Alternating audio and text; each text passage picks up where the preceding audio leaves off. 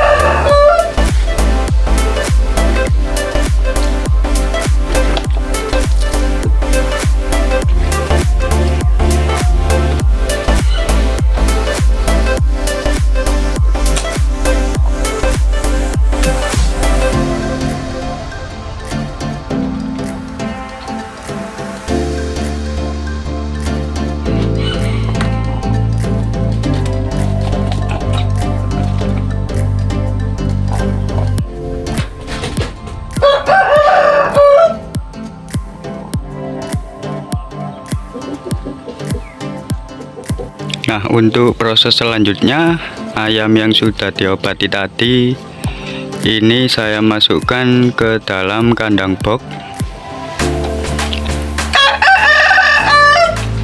Proses penyembuhan ini kurang lebih selama 2-3 hari, dan ini sudah saya buktikan. Selama proses pengobatan ini, ayam tidak boleh ditempatkan di kandang umbaran atau diliarkan. Apabila pada saat proses pengobatan ayam ditempatkan di kandang umbaran, maka aktivitas gerak ayam bisa mengganggu proses penyembuhan.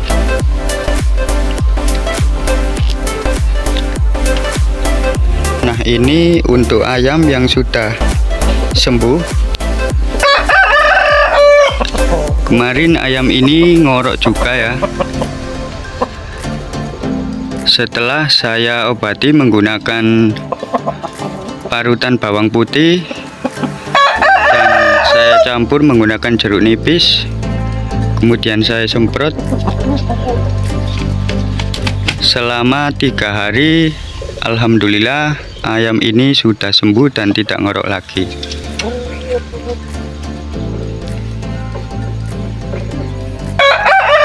Baik teman-teman, mungkin sampai di sini dulu.